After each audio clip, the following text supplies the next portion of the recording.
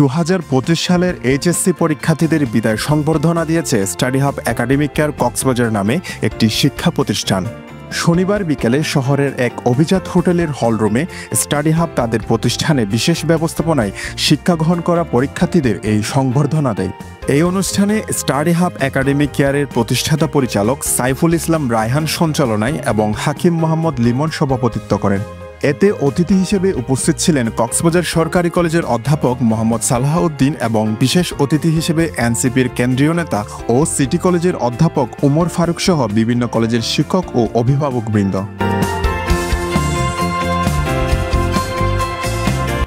এই সময় বিদায়ী শিক্ষার্থীরা তাদের অভিমত প্রকাশ করে বলেন, স্টাডি হাব একটি পারিবারিক পরিবেশ দিয়েছে যেখানে পরীক্ষার পুরো প্রস্তুতি নেওয়া সম্ভব হয়েছে তাদের।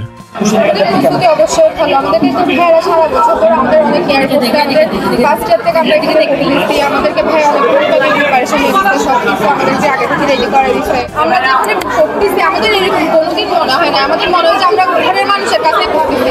আমাদেরকে প্রত্যেকটা টপিক ধরে ধরে পড়ানো, যতবার পারি না ভাইয়া আমরা এটা ভাবতেছি না, বিশেষ করে রায়হান ভাইয়া, লিমন ভাইয়া, এদেরকে আমরা কখনো এদেরকে তোরা যে বিরক্ত হচ্ছে না কখনো বুঝতে দেয় না। এটা যখন আমরা প্রথম আসি তখন আমাদের পড়া বুঝতে পারিনি, পরে অনেক পড়া বসছে। উনি যে কষ্টটা করেছেন আমাদের জন্য বলতে গেলে খুব কষ্ট করেছে আমাদের জন্য, আমাদের খুব কষ্ট করে হাতে কলমে যেটাকে ছোট বাচ্চাদেরকে লিখে পড়ায়, এইভাবে হাতে কলমে আমাদেরকে পড়িয়েছে উনি। আমাদের এখানে বলতে গেলে বিশেষ করে দিক নির্দেশনা, বিশেষ করে রায়হান ভাইয়া আর লিমন ভাইয়া দুজনই সমান দিয়ে থাকে।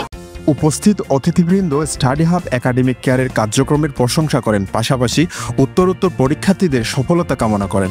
আসলে শিক্ষা জীবনের একটা গুরুত্বপূর্ণ মাইলস্টোন হচ্ছে এইচএসসি পরীক্ষা। এই পরীক্ষার গ্রেডিং এর উপর ভিত্তি করে শিক্ষার্থীরা বাংলাদেশের একজন শিক্ষার্থী কিভাবে তার ক্যারিয়ারটা করবে, কিভাবে সে অনার্স জীবন শুরু করবে, কিভাবে কোন সাবজেক্টে সে তার ক্যারিয়ার গঠন করবে, এটা অনেকখানি নির্ভর করে।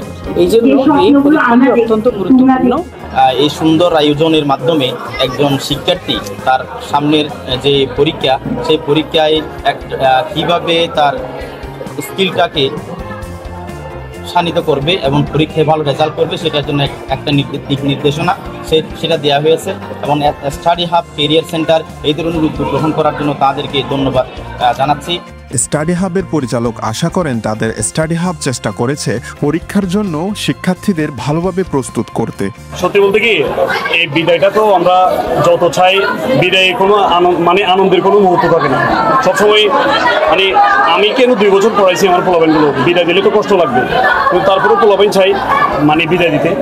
এই বিদায়ের মাধ্যমে এটাই বার্তা যে আমাদের সম্পর্কটা হচ্ছে এমনভাবে গঠিত যেখানে আসলে বারবার একটা কথা বলি, আমরা স্টুডেন্ট হিসাবে, টিচার হিসাবে আমরা কখনো তাদের সাথে ডিল করি না, আমরা ডিল করি ভাই আর বোনের মতো। যার কারণে তাদের সাথে আমাদের সম্পর্কটা ওই লেভেলে, যেখান থেকে আমরা অনেক কিছু জানা যায় তাদের সম্পর্কে, আমাদের সম্পর্কে তারা জানতে পারে, একদম বলে না ফ্যামিলি পারসন ওই টাইপসের। আমাদের কোচিং সেন্টারটা শুরু হয়েছিল যখন থেকে আমরা আসলে আমাদের চিন্তা ভাবনা ছিল, আমি যখন চট্টগ্রাম মহসিন কলেজে যখন পড়াশোনা করতাম তখন দেখতাম কক্সবাজার কেন্দ্রিক মানবিক এবং ব্যবসা শিক্ষার জন্য এত একটু ডেডিকেশন নিয়ে পড়ায় এরকম খুবই কোচিং সেন্টার কম দেখলাম, যেখানে একসাথে সব বিষয় গুছালোভাবে পড়ায়। দেন আমাদের ইচ্ছা ছিল হচ্ছে আমরা প্রথমে শুরু করার চেষ্টা করলাম। আমাদের শুরুতে হচ্ছে স্টার্টিংয়ে ছিল আমাদের 20 থেকে 25 জন স্টুডেন্ট, আলহামদুলিল্লাহ এখন আমাদের 250 জন মতো স্টুডেন্ট।